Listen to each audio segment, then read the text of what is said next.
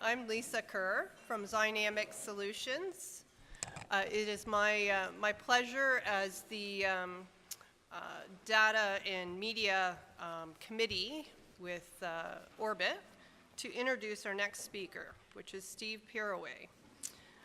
Steve is from PolicyWorks out in Calgary, and interestingly enough, 15 years ago he went out for lunch with Kevin from PolicyWorks, trying to get Kevin's business, and Kevin immediately decided to hire him.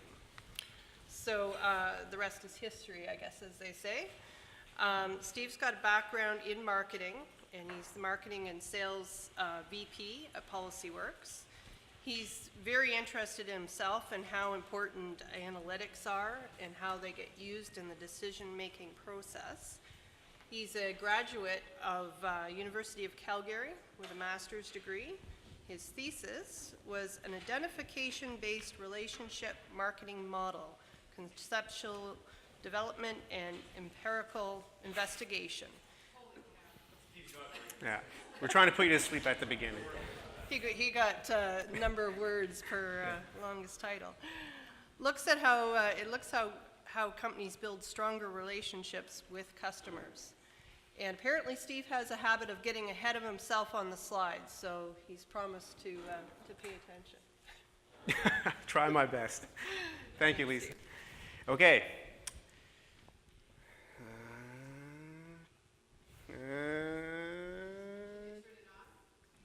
I did not. So I also have, where do I turn it on? Here we go. Got it. Yeah, I'm also not very good. I'm known for having a happy trigger finger, and when we do presentations or meetings internally, not sharing my screen on GoToMeeting. And this has come up repeatedly and repeatedly. So, okay, so funny thing, so Lisa just said that I have a happy trigger finger, so I built in a slide just to make sure that I could get my bearings and get set to go, because often I will click too fast and get to the next slide without realizing it. So just to make sure, we have one last one, and this is my last stalling technique. So like my 6-year-old, I have to take a deep breath. Okay. So one quick thing before we get going. There is going to be an interactive component to today's session. So if you don't have 3G, if you don't want to use your cellular data, you can connect to Wi-Fi. And everybody, we don't need to put the information up there because it's on the table. So if you would like to participate, and I know everybody would, take a second, connect to Wi-Fi if you need to. And I think we're good. Okay. So why are we here today? Well, interestingly, back in the spring when Wendy approached us about participating and talking at Orbit, we talked about, well, given the shift and the change in Orbit's mandate and direction, what would be of value to attendees? What could we share that was of value?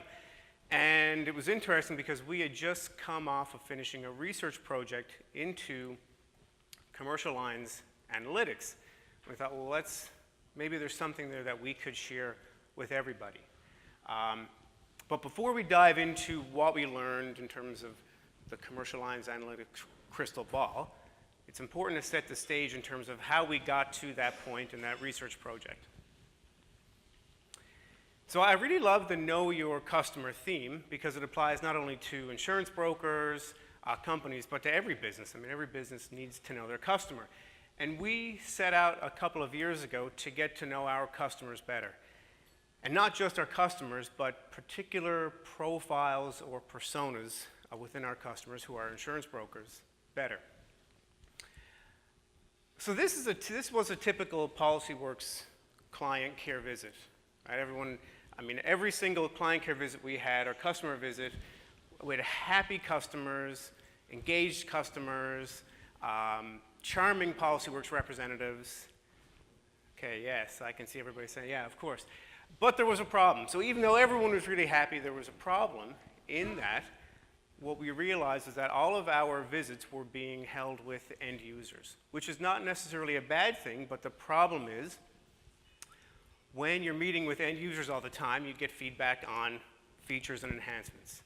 And when all you hear is feedback on features and enhancements, well, your view becomes, we need to make these feature and enhancement changes. So what we set out to do was make a shift or make a change in terms of how we conducted our client care calls to get to know our customers better.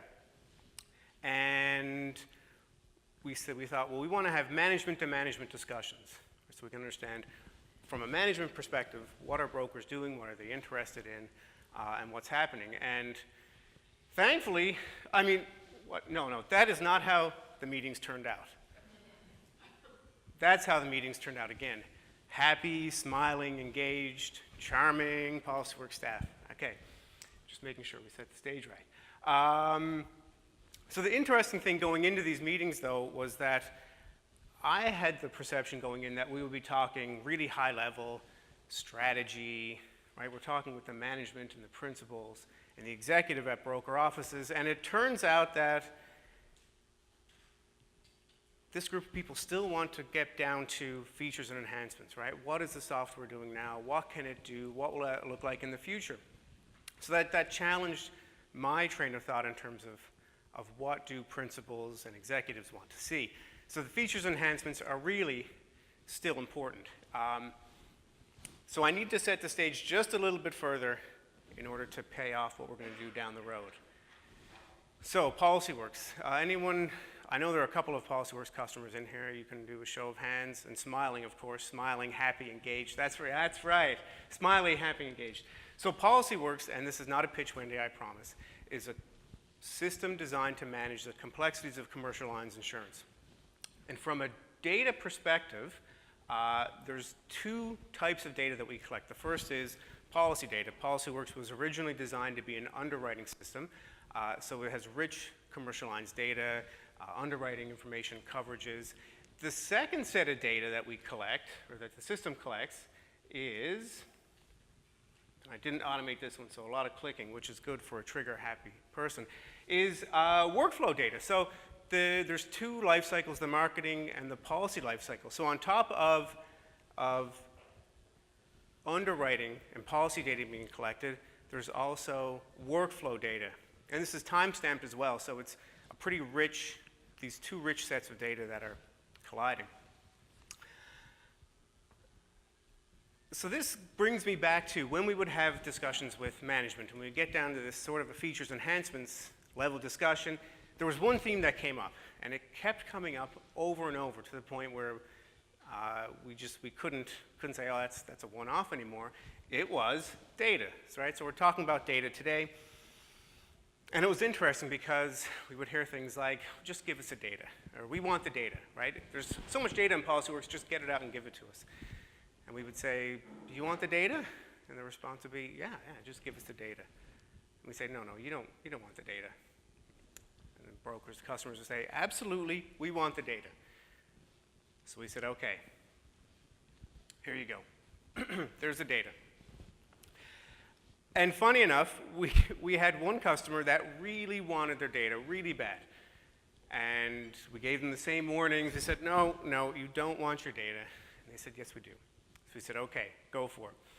We will give you the data. We can give you all the data that you have in PolicyWorks. Do you want to know what happened? I think so. This is what happened. So getting all of the data out is like drinking from a fire hose, right? There is so much data that comes out. And what we started to learn was that it wasn't really about the data. It was about the insights that the data could give us, right? What is the data telling us? I guarantee you principals, management don't care about XML. They don't care about schemas. They want the insights. So we heard this theme over and over and over, and we thought, okay, we need to do something about this. But how do you get to the point of having all this data to having something that's meaningful and that you can use? Well, the first step is hire somebody who can help you do that. So we hired an analytics consultancy to start a project, a research project into what exactly, what could we learn from the data that's inside PolicyWorks. And we started with a hypothesis. Principals managements are most interested in seeing revenue-related sales and premium reports out of PolicyWorks because they are looking to increase profit. And we we put a really tight box around this, and there was some pushback internally saying, well, you can't just limit your reports to, you can't limit your analytics to this narrow segment. We said, absolutely. And there's 3 key pieces in here. So there's the who are principles of management. There's the what, which is revenue-related reports. And there is the why, because we're looking to grow business. So sticking to this theme of talking to principles of management, we set up a 2-phase research project. And the first was a one-on-one session. So what we did, we selected customers across Canada and had one-on-one sessions with management and principals and executives. And we had broad-level questions, and we were asking questions to either validate that hypothesis or poke holes in it and say, no, that's not important. Here's what we should be focusing on. And these discussions weren't about the micro details. It was high-level trends, right? What were management teams trying to achieve in a month, a quarter, a year? How were those aligned to their operations? So it was high level. And what we came up with, we had a number of interviews, and we took all that information and compiled it. So you're getting this qualitative information. You're trying to sort through and see what the trends and the categories are. We came up with 5 analytics themes that we learned, based on the interviews that we conducted, were important to management and principals. So let's go through those, and you can either further validate these or poke holes in them as well. So I'm looking at presenter mode, and the next one came up. So the first one was book of business growth. This was by far and away the most popular. So book of business growth, being able to analyze your current book to see where are the opportunities for growth, right? Gap coverage analysis, upselling, cross-selling packages. So this was the most popular. And closely behind that was book of business retention, understanding exactly what does the client base look like, who's dropping, who's staying, what is the profile by line of business, by code, by producer, by CSR team, right? So understanding the dynamics of what customers are staying and who are leaving. So this is around, how would I say this? This is a know your customer, right? The insured customer. Now for brokers we work with, there are a number of different customers or maybe stakeholders. So the third was insurer insights. This one came up quite often in terms of the brokerages, managers, having the ability to say to insurance companies, let's say at that monthly or quarterly meeting with your marketing rep, when they come in, they're looking for new business and they're hitting it real hard, and you say, hey, look, over the last quarter we sent you 2,000 RFQs, you responded to 5 and it took 10 days, right? So being able to have those conversations without relying on the insurance company report. So that was another stakeholder customer. The next one that came up was performance tracking. So this is really around the sales and service activities within a brokerage. So for instance, producers. What are producers' close rates by line of business, by territory? What are their PIF counts, premium volume? What does that look like? And as well on the service side, endorsements that are processed, certificates, again, by different variables that you can slice and dice that data.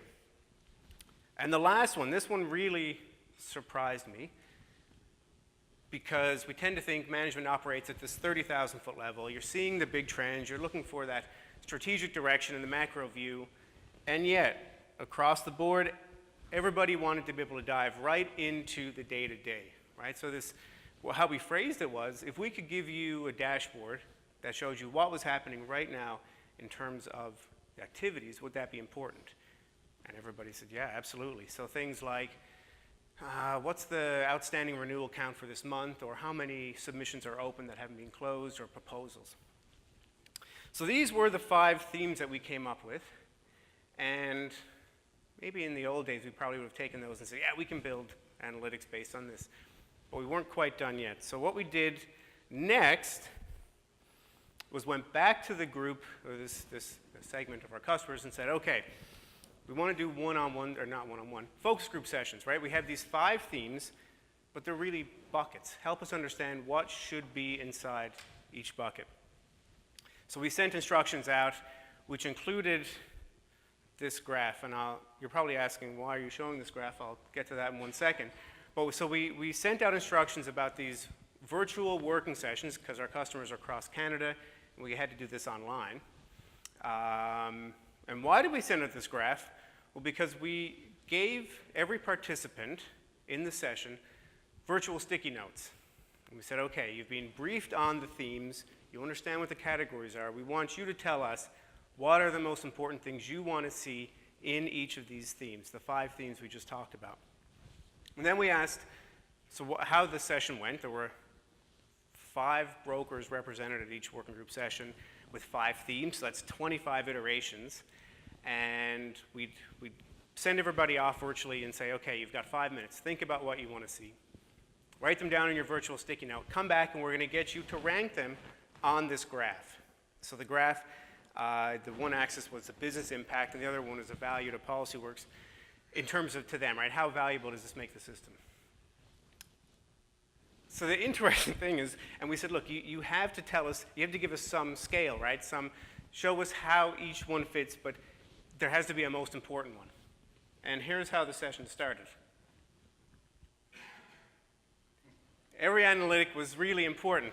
And I know we're here today and everyone's here and there's a cooperative environment, but I got the sense that it was a little bit competitive because the next group that went started to put them over those, and then the next group, actually I saw somebody put a block out, like underneath the line, as if that was more important, right? You could be inside the lines, but if you're outside the line, that's just that much more important.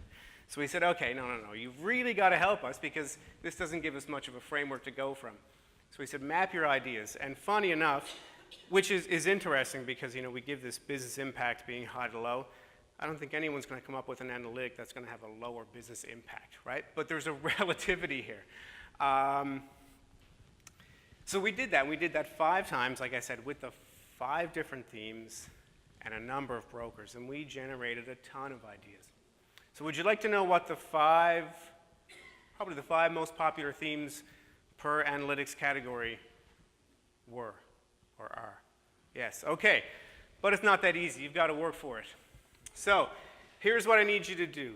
Take out your phones, go to a browser, and enter in this URL. So the URL, etc.ch/XUWM.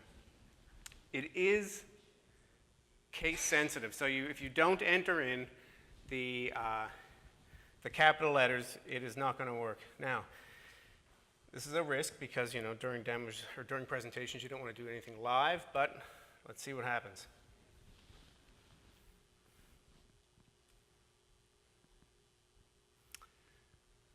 I think Nick left the room. I hope he hasn't gone too far. I might have to do this from my phone, which wouldn't be good.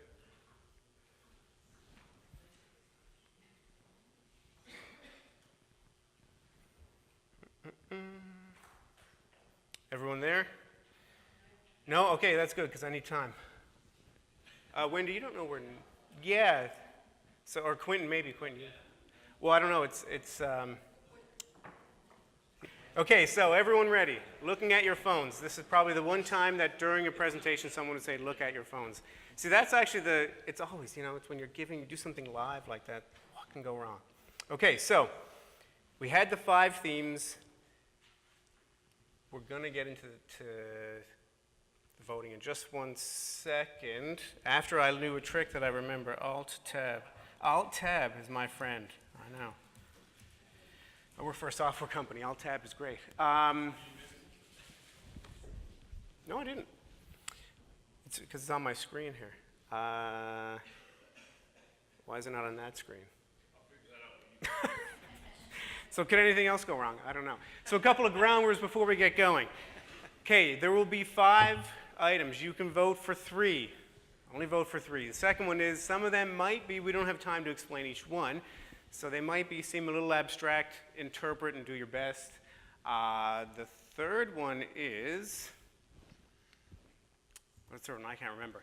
Fourth one is, you won't be able to skip ahead. I know that someone's going to try until I advance the screen. So I think I'm going to just kill the PowerPoint. Is that okay? You don't yeah, okay. Kill the PowerPoint. Oh, I know why. This is the presenter. Yeah. Where's the display on this? Here we go. We just need this display up there, which is a Windows setting, but I'll let you. Just need to mirror the whole display. Attaboy. Don't extend, duplicate. There you go. Yay. Okay. All right. Okay. Man, this better pay off, or this is going to be not a good thing. Yeah. This better pay off. Okay. Now, yeah, someone please. Okay, here we go. So on your either computer or your screens, you should see the polling. So remember Rob talked about earlier about polling. This is exactly what you want to do to engage an audience, just not have all the technical difficulties.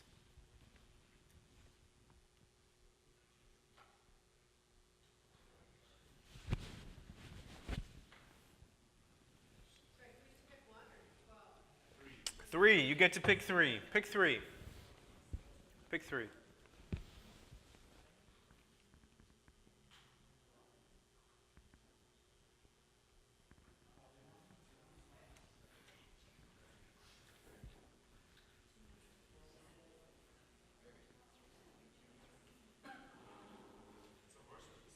It is. Anyone not vote? Everyone done? We're good? We're good? Okay, so let's see. Oh, no, wait now. Still a change, still a change.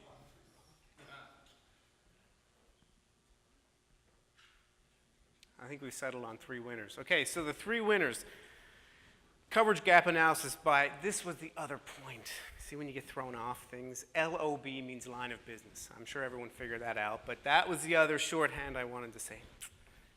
3 out of 4 is not bad though. Okay, so the top three, coverage gap analysis by line of business, sales revenue by line of business, and sales success ratio by line of business. Who voted for one of those? Okay. Anyone want to tell me why? Why one of those and not, let's say, line of business by postal code comparison? Because that's the business you haven't written that you have an opportunity to write. Right. That drives your revenue. Gives you Good. focus. Yeah. Yep. And of course, I mean, all of these would be good to have. It's just how important, right? And it's that decision stage. I like coverage gap analysis, but I know, of course, I know an underwriter, if your broker makes money off your carrier, then that's one that you care about because of your email exposure. Yep. Yeah. Good point. Yeah. Exactly. Exactly. Exactly. Okay. So thank you. That was the first one. Let's.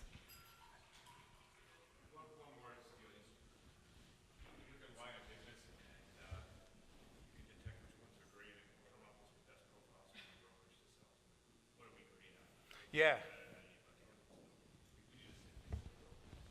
Yeah. Kevin, you have to speak up a little. Everyone, the other side couldn't hear you. It's part of understanding the segments that you're good at, I think, and what customers you want to find more of. Yeah. Who do we have the best retention with? Who do we have the best success with? Which producers do best with which lines of business? How do we tune up our brokerage to do more of what we do well and less of what we don't do well?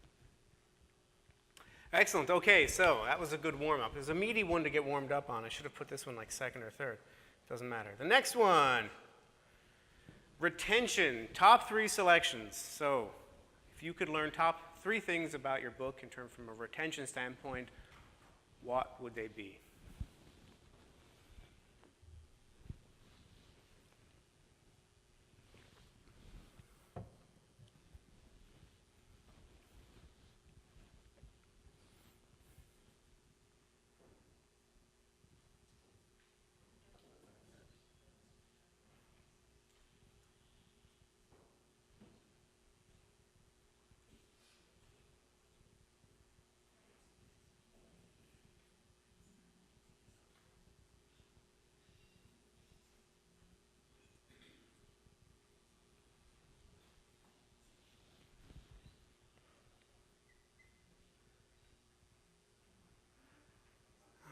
Still a few people. Everyone almost done, I think.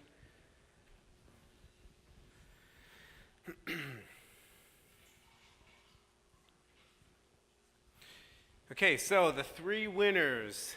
within this group, retention by market segmentation, lapse and cancel policies, and activity per client, policy by line of business.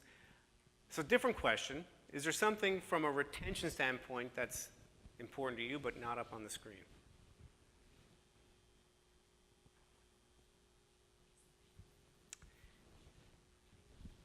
Well, that's good. That's really good.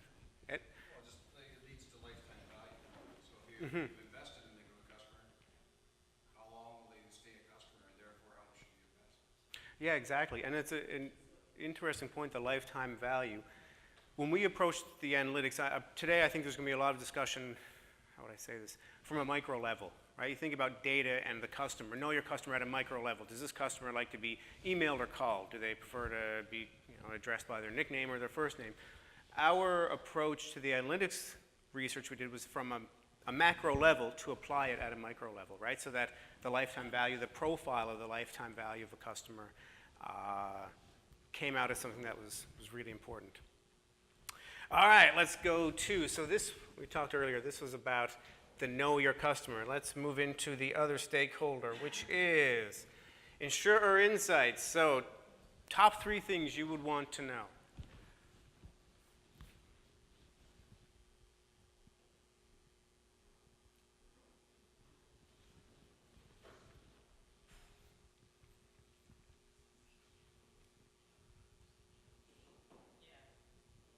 So the first 3 are the top 3. So from a managing perspective, why, can anyone offer up, why are these, how would you use these from a managing perspective, day to day, week to week? Who voted for one of the top 3? You don't have to put your hand up. I'm going to expect someone will say something. Submission decline analysis is required. I know it's 3rd on the list, but we went on the other 3 back and forth and picked that one after we picked the first 2. Okay. And we picked that one because we said, you could be routinely applying or submitting to, your 5 companies or whatever it is, and that will tell you that only 4 of them ever really answered you in a meaningful way. So you really want to rationalize and consider that you spend time and effort plugging it out to one company who doesn't really respond. Maybe that you have to segment what they're good for and not put them in your routine list and that kind of stuff. So lots of information in my mind in there about how to work more effectively with your submissions based on the past submissions you've had. Right, yeah, that's a fantastic point. And what I liked about that was that you've got there's different conversations. There's internally what's happening, who are we writing certain lines of business with and why, and then you can have the conversation internally, you can have the conversation with customers as to why you're recommending certain lines, conversations with insurers saying, look, we're sending this type of business to you and you're just not getting back to us. Okay, anyone else have any comments on the insurer insights? Okay, then I will go to the next one. So the next one is performance tracking. So this is more of an internal view, staff as stakeholders, and there's a sales and service bent to this one.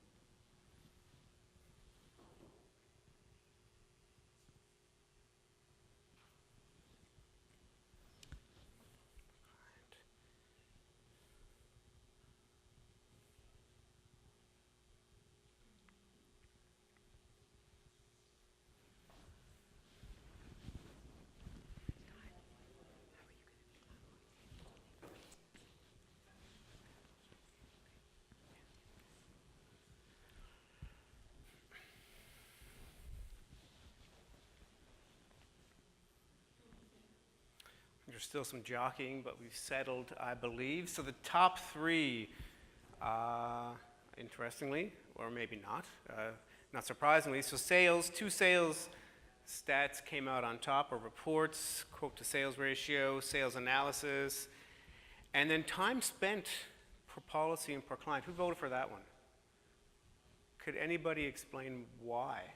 Why is that one important? So we know that the first in often gets the business. So the first person that go to the go back to the prospect with a quote is likely to get the business. So I want to know how fast people can process within the office. That's my goal. Yeah. And I want to know when I'm talking to my client the next year, I want to share with them how much time we can invest if we got in and the risk. To me, that problem is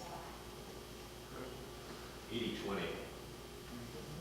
Very good point. So maybe another variable to throw in there would be time spent per policy per client, and maybe volume, premium volume, right? What is the value of that, right, against the time?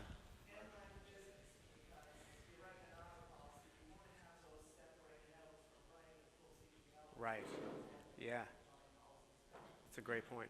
Would that be valuable, that you talked about the 80-20 rule, would that be valuable to show back to the client? So this is an internally focused report, right? We're saying, okay, how do we maximize everyone's time, because it's a limited resource? Where do we put our efforts? But would that be valuable to share back to a client in any way? No? Hey, look, we've spent this much time on you this year. No? Yeah. Okay. Yeah. Yeah. Yeah. Wow. It's about segmentation and like, which customers do you actually get the most value from? Mm-hmm. Mm-hmm. You want to try and track more of them, or do you want to have lots of contractors that our fleets change every day? Yeah, You exactly. might not make any money even though it's a big number. Yeah, good point, good point. So one, I'm going to make a mental note. We have to make sure that we add, Kevin, we add value into that equation for that analytic. Okay, so the last one. Now this one is a bit of a grab bag in a sense. It is the daily dashboard. I'm really interested to see on what the results are for this one. So short-term activity tracking, 3 selections.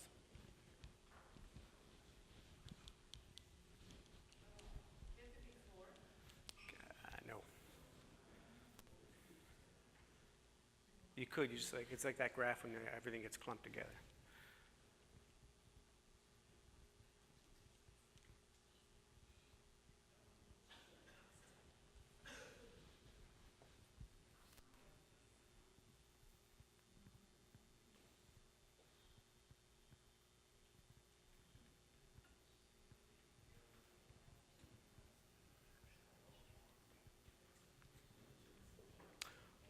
Oh, someone out there somewhere wanted to give one more vote to outstanding submit. Oh, there we go. We have a tie. How does that happen?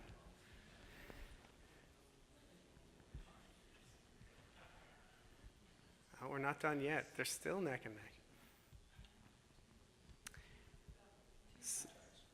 Two ties. Yeah, that's right. Wow. First and third. So the one that's totally left off here would be outstanding binders. And this isn't really a surprise, right? I mean, that view of what is happening day to day, right? Does this match with my gut feel?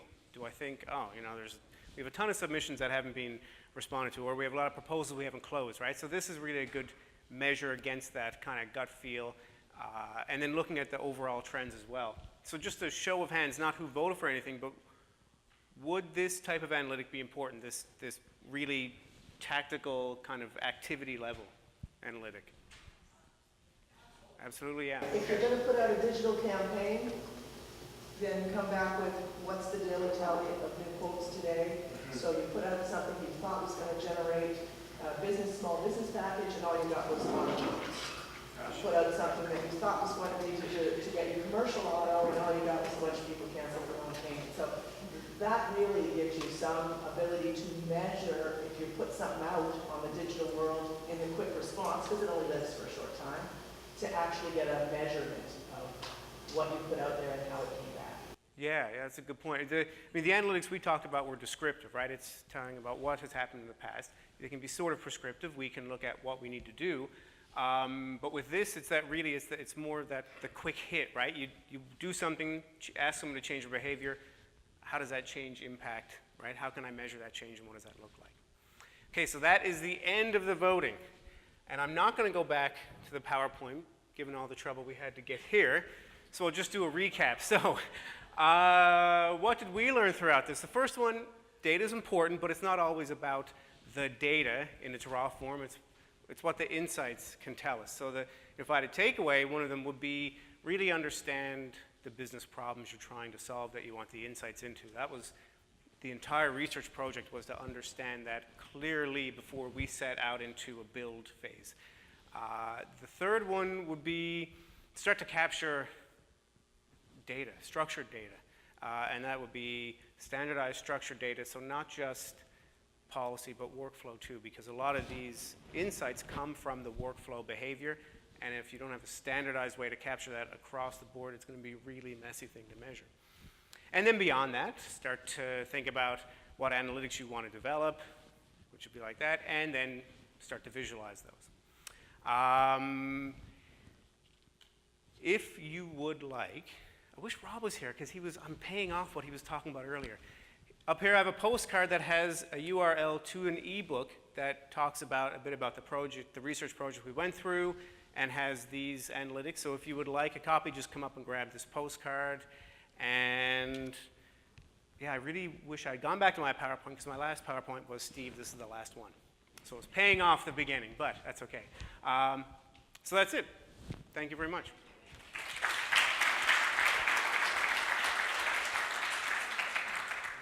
Yeah, and that's it. Okay, thank you.